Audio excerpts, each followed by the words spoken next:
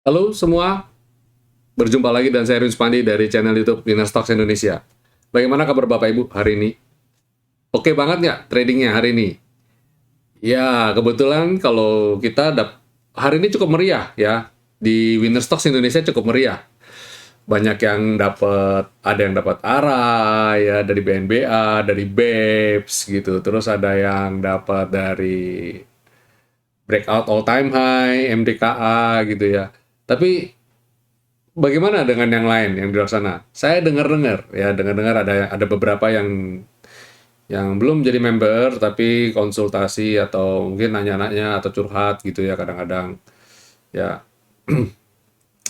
mereka berkata bahwa, "Wah, Pak, saya telat nonton video kemarin," gitu umpamanya. Karena Bapak kan sudah ini itu ya. Jadi kita share aja, sharing-sharing gitu. Dia bilang, telat nih nontonnya kemarin padahal udah di warning nih, IHSG pada posisi tinggi ya, all time high breakout, mau breakout dan sudah breakout tapi gagal gitu. Nah, kita kemarin sudah warning nih, kita sudah warning bahwa hati-hati akhir minggu ya, dan kita sudah predik. Kenapa saya bilang saya pengen banget Kamis tuh breakout. Kalau Kamis breakout, terus hari Jumatnya merah, berarti saya cuci tangan dulu. Saya akan kurangin portofolio saya dan saya akan jadi patokan bahwa Senin ini kemungkinan besar kecenderungannya merah gitu. Jadi kalau hari Jumat ini merah, berarti hari Senin kemungkinan besar merah, apalagi like candle hari ini. Itu confirm sih. Nah, walaupun Senin bisa saja rebound, tapi kemungkinan besar, nah ini kita mau berbicara mengenai probabilitas ya, kemungkinan besar. Nah, kemudian kalau kemarin nggak breakout, terus ternyata hari ini baru breakout, nah itu bikin galau saya sebenarnya.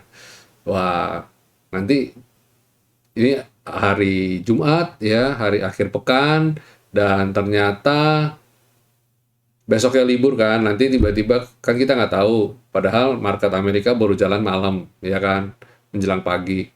Dan kemudian terus tiba-tiba ditutup, anggaplah Sabtu pagi ditutupnya merah gitu, waduh. Terus Senin, IHSG kena sentimen yang sama, ikut merah lagi, kan jadi galau gitu. Kalau sekarang kan ya kita udah antisipasi, kita udah tahu, oh merah nih, Senin kayaknya kemungkinan besar bakal merah. Jadi ada saham-saham, ada sektor yang kita hindarin. Jadi kita kita bisa memetakan kondisi market pada dasarnya akan gimana di minggu depan, kayak gitu-gitulah. Nah, dari situ saya dari sharing-sharing ya, ada beberapa yang ngobrol, saya jadi tahu pada dasarnya itu yang membuat saya kepengen untuk buat video kali ini ya. Di akhir minggu ini saya mau buat video dengan judul 5 hal yang sering kali membuat trader itu mengalami kegagalan istilahnya. Jadi yang 5 hal yang sering membuat trader jadi gagal, atau 5 kesalahan penting yang seringkali kita sudah tahu ini sebenarnya jangan dilakukan, tapi justru malah dilakukan terus berulang. Ya, konyolnya di situ ya. Saya mau mengutip satu hal, quotes. Saya cari quotesnya ini nggak ketemu ya, oleh Dr. Alexander Elder. Beliau ini salah satu tokoh ya, pokoknya trader ternama, dan ada beberapa indikator yang dia buat yang sampai hari ini cukup masih relevan digunakan oleh banyak trader. Dia piawai banget, cukup piawai ya. Dalam bukunya judulnya Come Into My Trading Room ya, Come Into My Trading Room. Dia bercerita, dia dia dalam buku ini model bahasanya seperti bercerita ya. Dia bercerita bahwa eh, pada dasarnya trader itu membuat satu kesalahan itu common, sesuatu yang wajar ya, bahkan yang sudah piawai sekalipun, level dia sering kali tetap masih melakukan kesalahan. Saya sampai hari ini pun sering kali masih melakukan kesalahan. Yang membedakan adalah di sini, yang membedakan adalah seberapa cepat kita respon kita terhadap kesalahan tersebut dan bagaimana respon kita terhadap kesalahan tersebut. Saya ulangi, seorang trader sudah sewajarnya dan sangat umum sekali melakukan kesalahan. Tidak mungkin seorang trader tidak melakukan kesalahan. Karena kita melakukan action, kita melakukan aktivitas beli jual kita, itu kan berdasarkan analisa kita. Yang mana belum tentu analisa kita itu sesuai dengan pergerakan market. Tetap market yang menentukan pada akhirnya. Nah, yang membedakan antara seorang trader atau seorang trader ini bagus atau sukses adalah ketika dia merespon kesalahan tersebut. Respon ketika dia menyadari sudah melakukan kesalahan dan seberapa cepat dia meresponi itu, seberapa cepat. Jadi dia mengatakan gitu, Dr. Elder mengatakan gitu. Dan kalau ada yang berkata bahwa emang secepat itukah kita bisa tahu kalau kita salah gitu. Nah, di sini saya mau cerita juga bahwa ternyata ya. Dan setelah saya pikir-pikir, oh benar juga gitu. Elder mengatakan lagi bahwa di dunia trading ya, apapun itu, pokoknya yang berhubungan dengan candlestick lah, atau ya berhubungan dengan trading pergerakan harga lah ya. Dia mengatakan bahwa di dunia yang stock trading lah, kita anggaplah saham ini ya. Di dunia trading saham ini ternyata cukup cepat untuk kita sebenarnya menyadari bahwa kita itu salah. Di hati kecil kita tuh sebenarnya sadar, waduh saya salah gitu. Sering kali kita sebenarnya sudah tahu contoh loh ya, contoh. Udah dibilang, kalau main gorengan, hati-hati, waspadai volatilitasnya.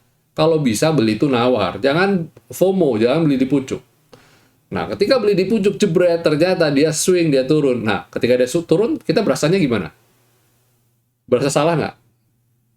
Tahu gitu saya nggak FOMO, saya nawar. Kenapa saya FOMO ya gitu? Oke, di sini jelas.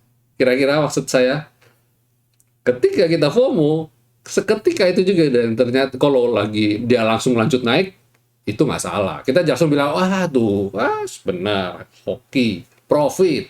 Kalau profit, semua yang kita lakukan jadi benar. Tapi ketika dia swing, dia turun, kita jadi berasa gimana? Waduh, salah saya. Langsung jadi salah. Nah, di sini dibutuhkan respon kita. Ketika salah itu bagaimana? Respon kita gimana ketika salah? Nah, di sini saya mau membagikan 5 hal kesalahan fatal, respon yang salah, dan 5 kesalahan. Salah satunya juga ada, kita berbicara mengenai kesalahan yang dibuat trader ketika trading. 5 kesalahan. 5 dulu aja. 5 ini kelihatannya sederhana, tapi lakukannya itu justru malah kita seringkali gagal. Kesalahan kita lakukan berulang kali di tempat yang sama. Nah, Dr. Elo juga katakan, salah itu nggak apa-apa. Yang nggak boleh adalah salah di tempat yang sama berulang kali. Itu namanya bebal. Lucu ya? Jadi, bener juga saya bilang. Kita kalau umpama salah berkali-kali di FOMO, berarti kita kan melakukan kesalahan yang sama. Lagi terbang, kita kejar. Lagi terbang, kejar. Lagi terbang, kejar. Kalau kita lakukan itu kesalahan berulang kali, itu berarti bukan apa namanya. Itu berarti kita stupid, ya, bebal. Udah tahu jangan kejar saham yang lagi terbang. Gorengan lagi. Ya wajar lah kalau ditinggal koreksi ya. Nah, contoh nih. Siapa yang trading BNBA hari ini? BNBA kalau beli di support, jual di arah, oke, gampang, fine. Sering kali orang tuh punya analogi seperti ini, atau punya asumsi begini di market.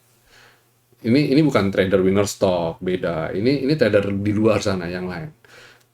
Mereka berkata bahwa beli di arah, besok bakal arah lagi gitu. Ayo, siapa di sini yang pernah punya asumsi seperti itu? Angkat tangan.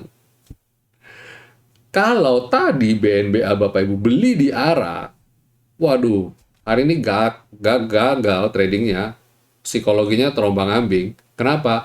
Hari ini saya hitung-hitung 3 kali BNBA, kalau beli di arah dia turun sampai 270-an, 2760-an, dia balik arah lagi, dia turun lagi yang kedua kali, bahkan turunnya sampai 2660, baru kemudian dia balik arah lagi. Bayangin, 2 kali dia swing dalam. Dan kalau belinya di pucuk di arah, rasanya kayak gimana coba? Cut loss. Begitu sampai 2760 cut loss. Begitu cut loss dia naik arah lagi. Ketika dia naik arah, rasanya gimana? Waduh, arah lagi. Besok arah dibeli lagi di arah. Cilakanya tadi masuk 10 juta, sekarang masuk 50 juta. Mau balas dendam ceritanya. Begitu masuk 50 juta, yang kedua kalinya turunnya lebih dalam. Sampai 2660. Di 2700 dia bilang, waduh, turunnya lebih dalam dari tadi. Dari cuma 2760, ini 2700. Cut loss lagi 50 juta. Begitu cut loss 50 juta, dia naik arah lagi. Itu rasanya gimana coba? Rasanya bagaimana? Saya tanya Bapak Ibu. Iya. Atau tadi ngalamin. Kalau ngalamin, silakan. Tulis di komen. Pada nggak ada yang mau kali tulis di komen. Masa tulis di komen, Pak, saya tadi ditipu BNBA 2 kali, Pak. Gitu nggak ada yang ngaku. Nggak ada yang ngaku. Nah, jadi itu. Kalau sampai berulang kali lakukan kesalahan di tempat yang sama, itu udah parah banget. Bener-bener parah banget. Ya. Nah, kita nggak mau begitu. Saya nggak mau teman-teman ngalamin itu, dan kita semua ngalamin itu. Saya nggak mau. Oke, saya bagikan. 5 kesalahan fatal yang sering kali dilakukan oleh trader. Nomor satu adalah tidak ada persiapan. Nah, siapa di sini yang trading itu nggak pakai persiapan? Pak, trading itu, Pak, udah lihat bid offer aja. Pokoknya hajar gitu. Cari yang hijau. Begitu hijau, ikut. Siapa yang gitu? Angkat tangan. Atau tulis di komen. Nah, trader itu nggak boleh, ya jangan. Paling nggak boleh itu impulsif kayak gitu, tidak punya persiapan, itu nggak boleh.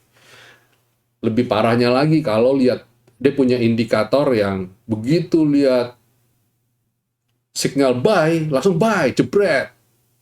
Begitu sell, ikut sell. Ada loh yang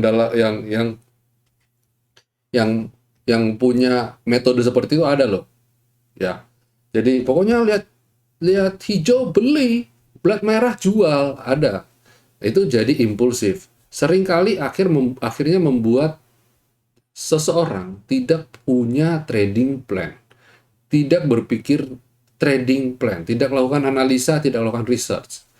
Trading yang benar, maksudnya persiapan itu setidaknya dia itu harus tahu, harus punya watch list, harus punya malam itu punya catatan kayak saya seperti ini loh. Ini saya punya catatan nih. Nah, harus punya setidaknya catatan simple kayak gini ya, punya. Jadi besok pagi saya mau pantau apa, mau ngapain. Nah, salah satu persiapan yang saya lakukan ya, makanya saya buat market review seperti ini. Ini part of preparation ya, persiapan saya untuk berperang gitu loh. Saya membagikan share kepada Bapak Ibu, sebelumnya saya riset dulu loh. Saya riset, saya tulis, saya pikirkan apa yang mau saya bagikan. Saya lakukan itu untuk teman-teman, sama saja seperti saya lakukan itu untuk diri saya sendiri. Di sini mulai paham nggak sih? Yang saya lakukan ini sebenarnya saya juga lakukan untuk diri saya sendiri loh, apa yang saya bagikan. Saya bagikan 5 hal yang tidak boleh trader lakukan. Itu seperti pedang bermata dua. Itu juga mengarah ke saya juga, saya nggak boleh lakukan itu. Nah, good news-nya adalah yang nomor 1 ini saya terhindar. Karena apa? Saya selalu bersiap-siap setiap hari, every single day. Ya, saya lakukan persiapan ini.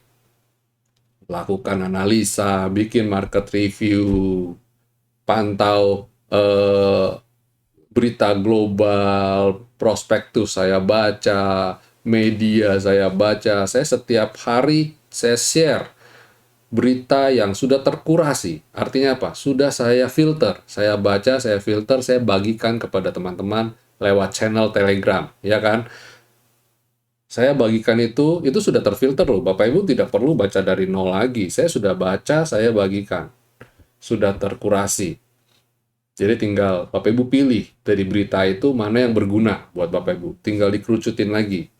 Saya setiap hari saya dari media, saya baca 3 media digital, yang di grup Winner Stocks pasti tahu kan. Saya sebisa mungkin saya share 3 media digital. Terus kemudian saya masih baca berita-berita dari luar negeri, dari Yahoo Finance, Bloomberg, Reuters, apalagi. Sama saya juga hmm, apalagi itu. Banyak kok, investing.com ya, investing.com saya juga baca berita-beritanya. Terus ada lagi eh banyak lah, saya cukup banyak saya baca. Bayangkan, setiap hari saya lakukan itu. Pagi, makanya saya kalau pagi-pagi jam 7, jam 8 itu, kalau jangan japri saya deh, please. Saya jam 8 juga, habis itu jam 8 masih harus morning briefing lagi dengan sekuritas ya. Jadi pagi itu preparation, itu part of preparation. Ini saya bagikan kepada Bapak Ibu ya. Good news-nya adalah dengan bergabung dengan Winner Stocks, Bapak Ibu udah duduk manis aja. Apa yang saya sudah dapatkan saya bagikan semua ya. Jadi Bapak Ibu cuma tinggal, kalau saya riset mungkin dari jam setengah 7, jam 7 saya sudah riset sampai jam 8, setengah 9, Bapak Ibu mungkin cukup luangkan waktu dari jam 8 sampai setengah 9 dapat semuanya. Padahal di sisi saya lakukan itu bahkan dari malam. Saya buat video ini dari malam. Jadi bayangkan, yang saya luangkan, saya gunakan untuk bersiap-siap berapa banyak. Dan di dalam grup Bapak Ibu cuma cukup setengah jam, maksimum 45 menit, atau 1 jam kalau videonya cukup panjang. Kalau di grup malah video saya buat dari semalam kan. Jadi Bapak Ibu cicil nonton dari semalam. Jadi waktunya cukup pendek untuk Bapak Ibu bersiap-siap menghadapi market. Itu one of benefit ya, salah satu benefit dengan mengikuti grup ya. Jadi kalau ada yang tanya, untungnya apa sih Pak ikut grup Winner Stocks? Ya itu salah satu tujuan. Untungnya itu salah satunya. Oke, terus kemudian itu nomor 1 ya, kurangnya persiapan, nggak ada persiapan sama sekali. Kedua, tidak punya trading plan. Jadi persiapan dan trading plan itu 2 hal yang berbeda sebenarnya. Saya mungkin tadi di awal agak salah sebut. Jadi trading plan itu berbeda.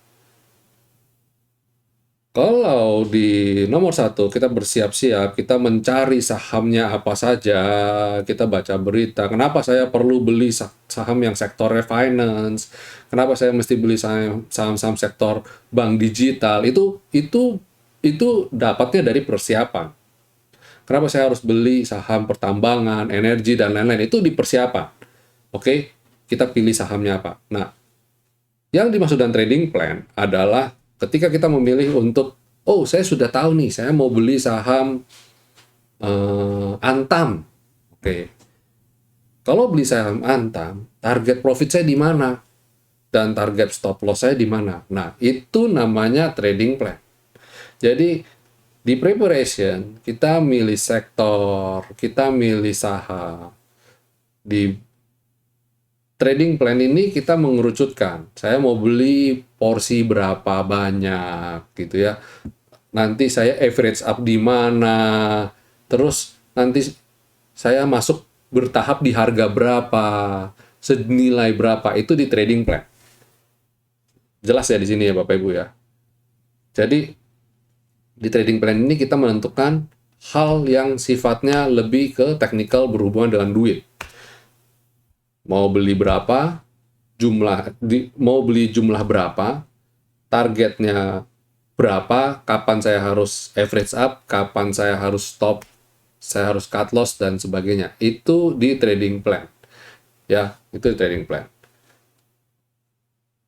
Itu nomor 2 ya. Terus nomor tiga ada di hal apa yang paling sering buat orang salah.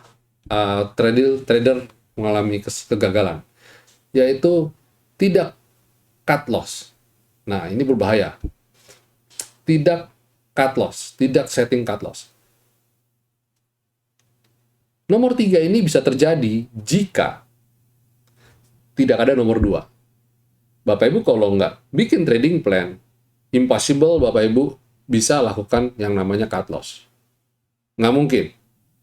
Kenapa? Karena seringkali kalau Bapak Ibu tidak atur money management gitu ya, ini nomor 2 nih, di nomor 2. Bapak Ibu belinya langsung all in, jebret, ya, full, peluru penuh. Nah, ketika kondisi minus, Bapak Ibu lihat minusnya, galau. Cut loss nggak? Nggak mungkin cut loss. Akhirnya terjadi denial. Nanti naik. Sebentar lagi rebound. Ini saham bagus. Nabung aja, dan sebagainya, dan sebagainya. Ya, itu ada denial namanya. Nah, jadi nggak bakal cut loss lah. Atau ketika harusnya cut loss, dia nggak cut loss. Karena apa? Ya, ada denial tadi. Ya, idealnya harusnya cut loss antara rentang 5% sampai 10%. Tapi karena masuknya all in, udah minusnya 10%, waduh ternyata jumlahnya kok banyak ya. Sayang nih kalau cut loss. Gitu. Atau kalau nggak, tunggu aja, nanti juga rebound. Nanti juga ini, itu, dan sebagainya. Akhirnya nggak cut loss. Jadi ingat ya, ada yang akhirnya karena nomor 2 tidak dilakukan, terjadilah kesalahan di nomor 3 ini. Tidak mau cut loss. Oke? Dan nomor 4. Nah, nomor 4-nya ini juga saling berkaitan, berurutan. Akhirnya apa? Nomor 4 ini membiarkan emosi kita yang memegang kontrol. Wah, sayang saham ini, sayang, ini saham bagus. Udah nggak usah di cut loss dan sebagainya ya. Dan kita jadi umpamanya kalau lagi profit kita punya emosi jadi euforia, woi profit gede gitu, nggak taking profit. Dan ketika turun harus cut loss juga nggak berani cut loss. Itu bahaya.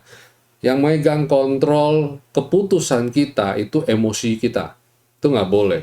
Ya, trading itu harus emotionless, tidak ada emosi. Harusnya, makanya itu sebabnya ini yang nomor 1 dan nomor 2 ini penting banget.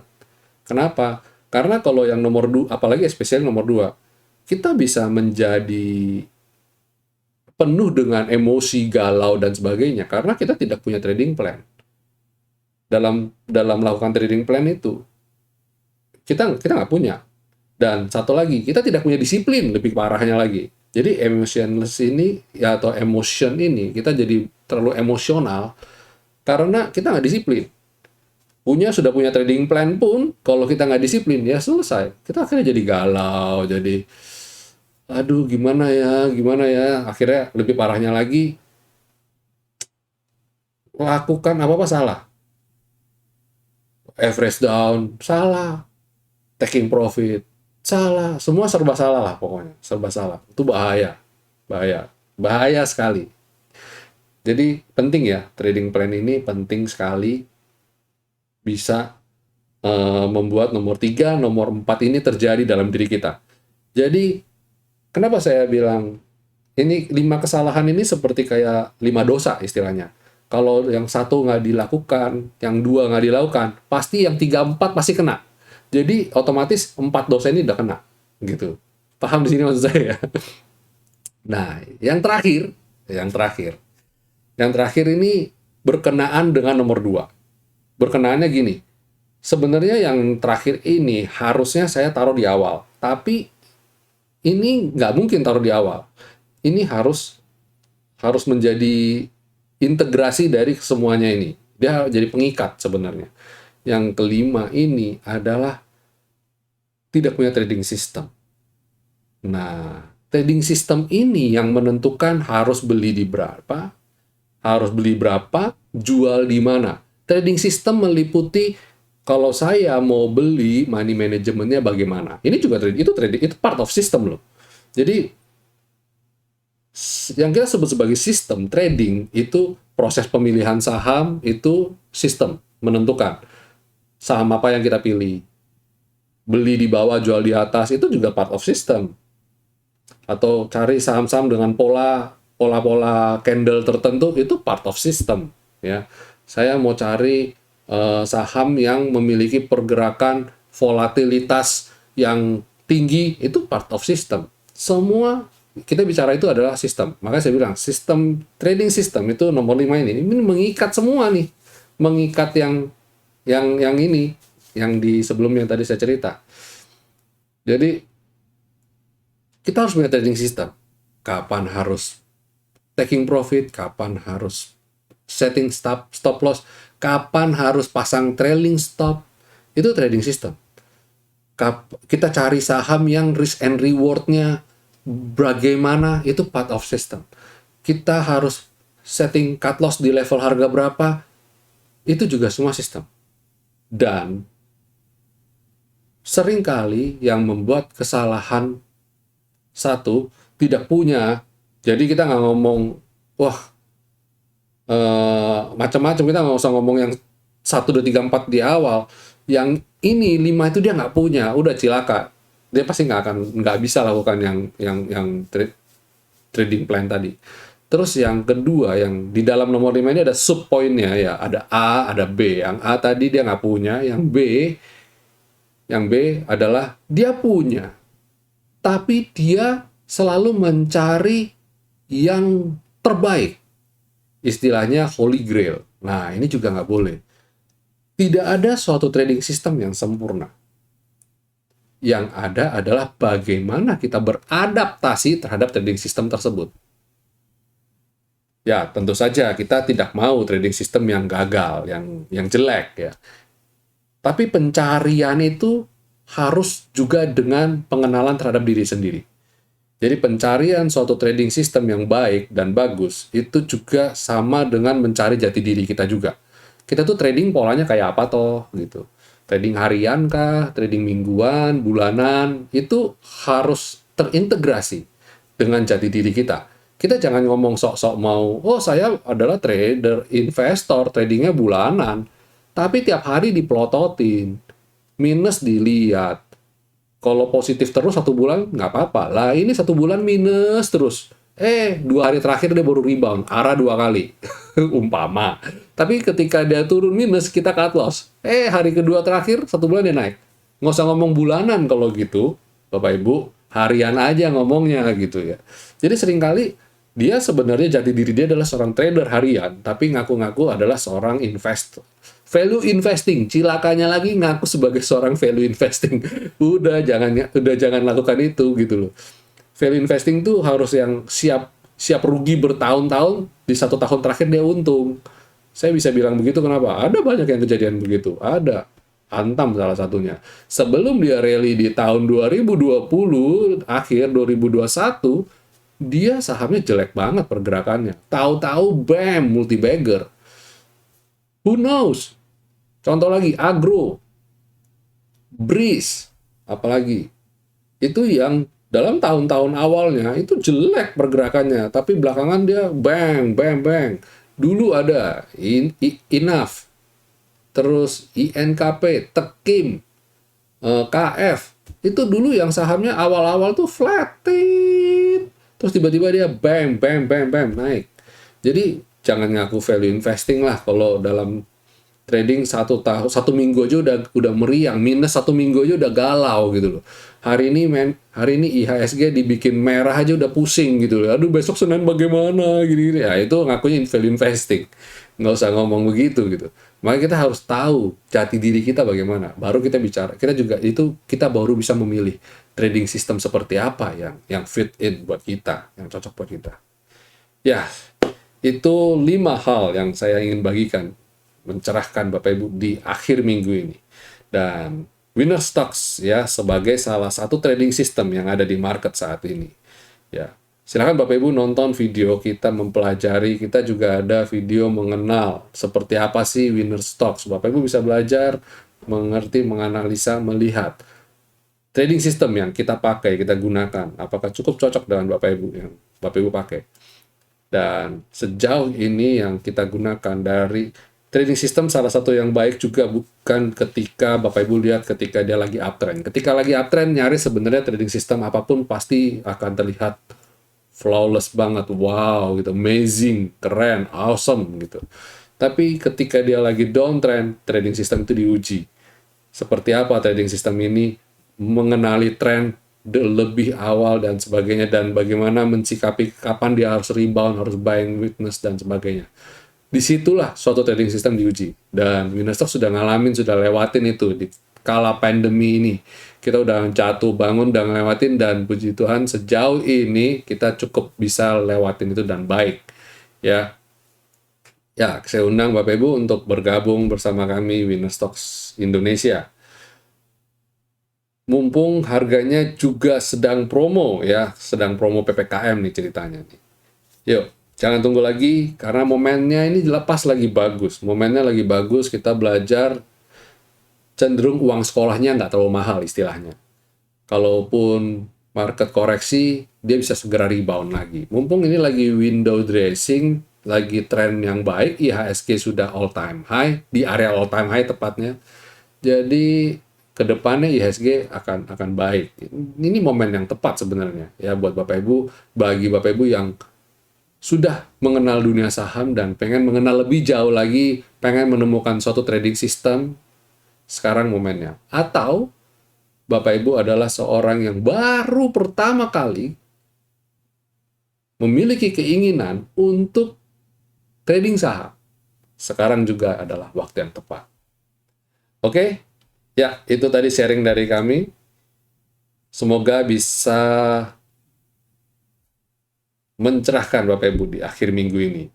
Bisa menambah ilmu yang baru buat Bapak Ibu di akhir pekan ini. Jadi perenungan di akhir pekan ini. Supaya tidak galau. Atau kalau nggak bisa, oh tahu, saya tidak boleh mengulangi kesalahan yang lampau. Saya harus menjadi seorang trader yang lebih baik lagi. Oke? Ya, selanjutnya kita akan masuk ke sesi berikutnya, yaitu market review. Di market review ini kita akan ulas kondisi seperti apa sih market IHSG composite kita hari ini, di minggu ini. Ya, ini adalah composite kita. Ini candle composite, dan kita lihat candle composite ini predictable ya. Kemarin saya sudah bilang hati-hati dia doji. Orang kalau boleh bilang dia lagi tarik tambang, yang menang adalah seller, dan hari ini bam, food langsung tuntaskan merah. Ya. Nah, kalau kayak begini dia potensi untuk mungkin menguji level support kita yang sudah kita punya. Ya, Winnerstock punya level support yang terkuantitatif ya, udah terhitung dengan algoritma data statistik di area selendang ini. Nah, ini kalau dia nguji jebol ini, nah potensi untuk mungkin bisa balik ke level ini. Harapan saya dia nggak sampai sini. Dia bisa swing dan dia comeback lagi. Kita lihat chart weekly-nya. Nah, chart weekly-nya dia lagi bentuk kita sebut sebagai ini salah satu model candle shooting star sebenarnya ya. Cuma bedanya dia nggak dipucuk, nggak benar-benar pucuk kayak ini. Kalau ini shooting star banget kalau kayak gini ya, yang merah ini. Nah ini untungnya dia nggak kayak gini. Jadi jangan sampai kayak gini nanti jret merah, nanti dia jret sampai 6.300. Jangan please ya. Tapi mungkin nggak? Mungkin loh ya. Tidak ada yang tidak mungkin. Tidak ada yang tidak mungkin. Ini weekly-nya kayak gini. Ya, berharap saja minggu depan koreksi-koreksi sehat sembari dia mancing selendangnya comeback lagi ya. Ya, itu komposite kita. Bagaimana dengan sektoral? LQ45 dulu ya. LQ45 ya sama ya. Nah, kemarin saya sudah bilang, hindarin saham LQ45 yang market cap yang berbobot berat. Oh, kebetulan yang kemarin punya belum saya rilis. Sudah belum ya? Saya udah bilang ya, hindarin ya, dan ternyata beneran ya, jret langsung koreksi. Nanti saya akan rilis deh yang kemarin punya market review. Terus kemudian itu LQ45 ya. Dan coba kita sekarang lihat sektornya. Kita mulai dari IDX Basic. Sektor basic. Sektor basic masih oke kan? Kemarin kita bilang silakan pantau-pantau yuk sektor basic. Nah, sektor basic nih apa aja? Meliputi salah satunya juga meliputi pertambangan mineral ya. Tambang mineral ini Antam, Inco masuk di basic ternyata. MDKA masuk di basic ternyata. Soalnya dia basic itu kategorinya berarti bahan dasar industri dan nikel juga part of industri kan. Jadi hari ini naik nikel, tembaga ya. Walaupun naiknya nggak terlalu signifikan, tapi cukup naik. Ini ada yang basic. Terus kemudian consumer cyclicals. Ini dia nggak mampu naik resisten yang kita buat, dia koreksi. Terbilang masih terhitung koreksi sehat. Karena tertahan di level selendang. Ya, masih terhitung koreksi sehat. So far so good, masih bisa naik lagi. Ya, harapan kita masih bisa naik lagi kan, lihat beberapa kali dia kena selendang rebound, jadi anggapan kita moga-moga polanya sesuai terbentuk, bisa ikut ya, bisa naik lagi. Batasi resiko atau cut loss jika dia jebol selendang ini ya. Kemudian sektor energi sideways, masih galau ya, orang pada pertanyaan batu bara naik lagi nggak ya gitu ya. Oil naik lagi nggak ya gitu. Kalau sekarang sih saya melihat batu bara masih tertekan. Harganya sudah cukup tinggi. Sudah koreksi memang, tapi masih kurang koreksi. Mungkin masih galau-galau lah market. Dan energi juga, oil juga gitu. Oil malah naik sih sebenarnya. Atau juga, saya lupa. Cek lagi nanti. Terus sektor finance. Sektor finance ini memberati indeks, jelas ya. Hari ini koreksinya cukup dalam 1,17. Salah satu sektor memberati indeks hari ini. Terus kemudian ada healthcare, rebound lagi. Nah ini, saya berharap tadi itu kayak ini ya. Jadi kena ini, dia rebound. Ya, ini polanya terbentuk kan cocok ya. Ini juga harapan saya terbentuk. Itu sebabnya buat pemula lebih gampang mempelajari kayak begini. Dan ini selain mengidentifikasi tren, dia juga membuat kita menjadi lebih gampang memilih saham apa sih yang akan kita beli. Dan jangan salah, walaupun kelihatannya ini sederhana banget ya Pak, kok selendang gitu, gampang banget saya. Jangan salah ya. Itu powerful banget gitu ya, powerful banget. Jadi sesuatu yang gampang itu justru bukan berarti sesuatu yang gampang itu adalah jelek gitu. Sesuatu yang gampang justru malah ada salah satu trader, saya lupa, nanti saya coba cari. Dia bilang sebuah trading system itu tidak perlu complicated kok. Yang penting cukup sederhana untuk dimengerti dan dilakukan dengan penuh disiplin. Itu cukup. Nanti saya coba cari quotes yang kayak gitu lagi ya. Terus kemudian IDX Industri. Nah, ini sideways, tapi ini bagus adalah dia lagi pullback, lagi di support, jadi potensi untuk rebound juga berpeluang besar. Ini yang saya bilang risk and reward-nya cukup oke ya. Dia ada di support, resistennya di atas ini, supportnya di bawah. Kalau jebol support ya kita ruginya nggak kebanyakan, nggak terlalu dalam. Infrastruktur ya kemarin kita bilang dia masih oke. Harapan kita dia pullback dulu kena support dan dia bisa rebound lagi. Ini ya akan begitu lah ya. Moga-moga dia rebound atau mungkin dia nguji lagi di sini ke skyline kita border rebound. Kelihatannya dia cukup doyan ke skyline kita, garis skyline. Sering kali dia menguji daerah skyline untuk kemudian rebound ya. Pantau-pantau aja. Non-cyclical consumer masih penuh tekanan. Hidup penuh tekanan ya. Tertahan di level V-line. Harapan saya sih minggu depan dia bisa comeback lagi. Silakan pantau consumer non-cyclical terutama. Dia menjelang akhir tahun moga-moga bisa jadi kuda hitam, bisa rebound ya, bisa memimpin. Ini dulu sektor ini adalah salah satu sektor pemegang market cap, bobotnya berat. Di dalam ini ada Gudang Garam, HMSP, Indofood, ICBP, ya, Unilever, wah itu tuh pemegang dulu itu raja itu rajanya. Properti lagi sideways ya. Saya tadi juga sempat masuk ke emiten properti. Silakan Bapak Ibu pantau-pantau ya. Terus kemudian ini lagi sideways, kalau breakout sih cakep nih.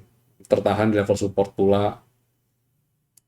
Sektor tekno ya masih sideways, landai, naik, tapi mencoba untuk breakout, patahin trennya, tren turun, tapi kayaknya masih cukup sulit. Kita lihat dulu apakah dia mampu ya.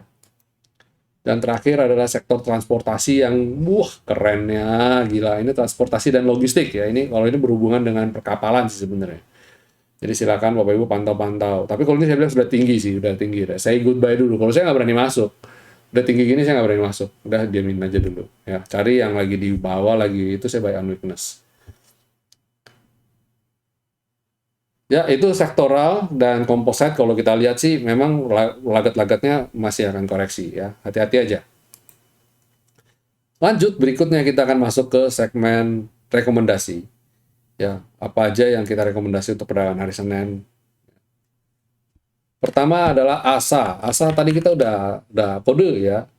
Kode ada Bapak Ibu yang kita, maksudnya member yang sudah posisi floating profit. ASA cakep nih, silakan. Terus kemudian Jasa Marga.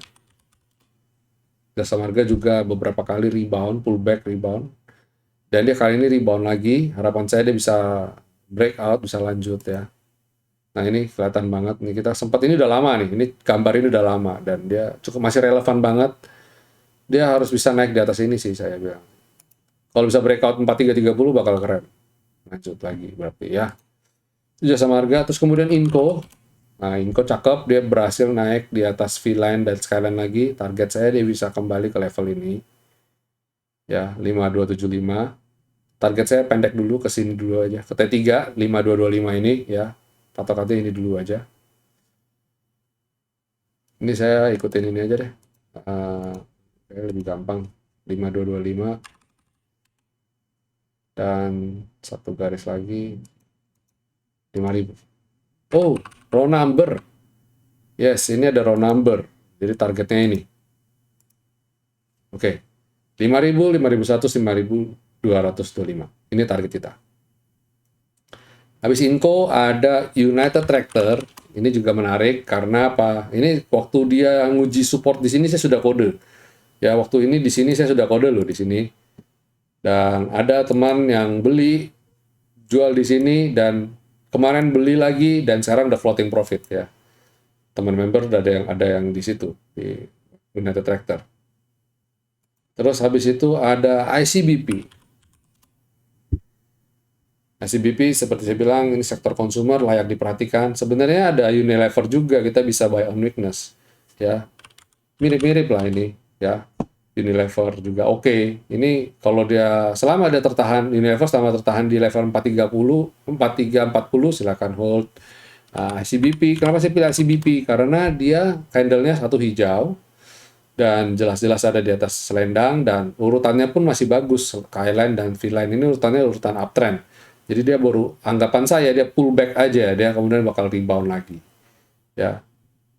Target saya sementara di ICBP ada di ya round number 9000, kemudian 9125.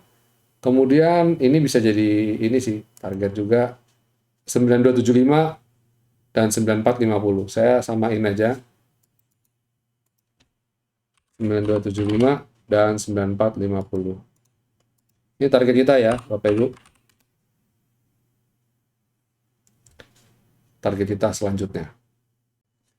Ya, oke, itu video kita di akhir pekan ini. Lumayan panjang, hampir 1 jam. Kalau saya sajikan komplit, hampir 1 jam. Terima kasih sudah bersedia nonton. Dan lebih berterima kasih lagi jika Bapak Ibu memberikan thumbs, jempol, like. Dan dukung kami untuk selalu untuk terus berkembang dengan share video-video kami dan terus juga sekaligus membantu kami, menolong kami juga sekaligus juga menolong teman Anda, saudara Anda supaya bisa tercerahkan, supaya tradingnya bisa lebih benar. Kita mencoba untuk selalu memberikan konten-konten yang berkualitas kepada Bapak Ibu. Oke, selamat berakhir pekan semua. Akhir kata, jangan lupa untuk selalu jaga protokol kesehatan. Jangan mentang-mentang WHO sudah menurunkan grade Indonesia ke level 1. Jadi kita wah udah kendor. Jangan kasih kendor. Jangan kasih kendor. COVID masih mengancam, senantiasa mengancam. Ya, stay safe semua, stay healthy, happy profit, and God bless you all. See you next week.